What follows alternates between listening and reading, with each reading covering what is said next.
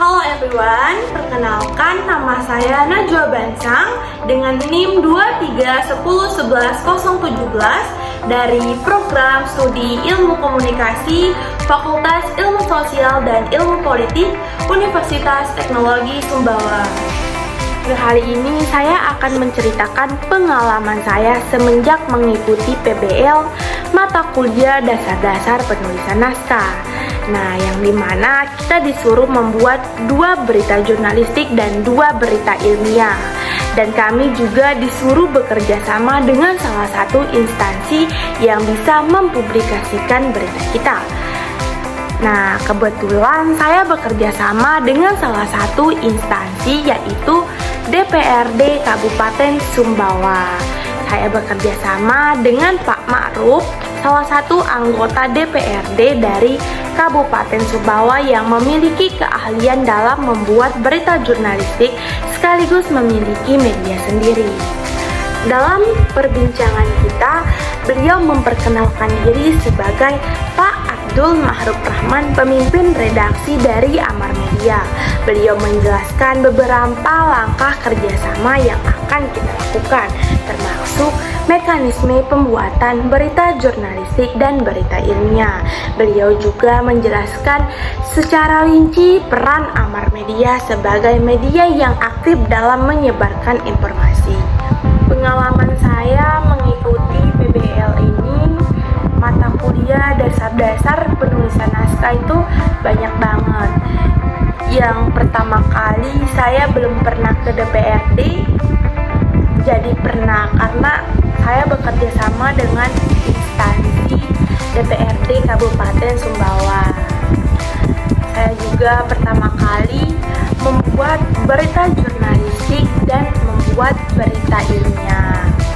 Dan saya juga kemarin diundang oleh Pak Ma'ruf untuk mengikuti rapat paripurna pelantikan Ketua DPRD dan Wakil Ketua DPRD Kabupaten Sumbawa.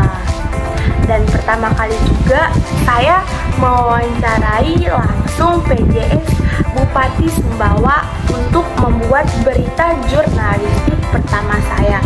Dan bagi saya itu sangat mengesankan.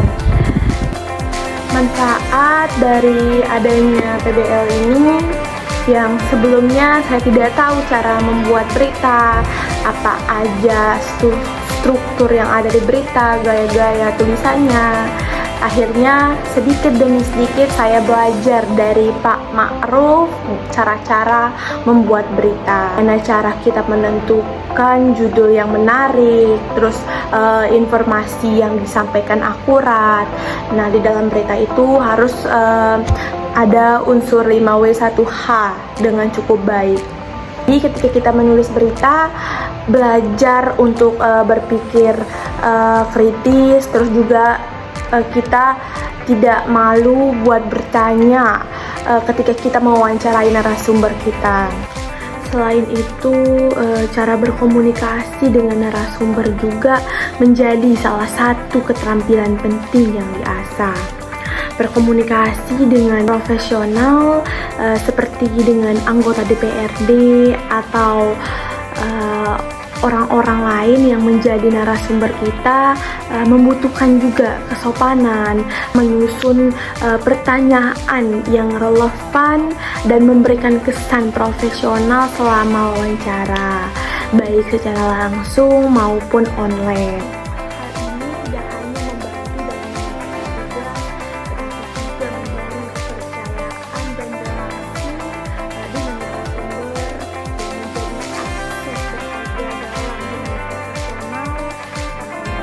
Dengan pengalaman PBL ini tidak hanya meningkatkan kemampuan teknis seperti penulisan berita dan riset, tetapi harus memiliki soft skill seperti memanajemen waktu, berkomunikasi yang efektif.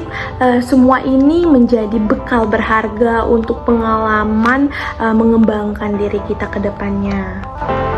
Baik, sekian dari saya. Mohon maaf bila ada salah kata atau kekurangan. Wabillahi taufiq wal hidayah. Wassalamualaikum warahmatullahi wabarakatuh.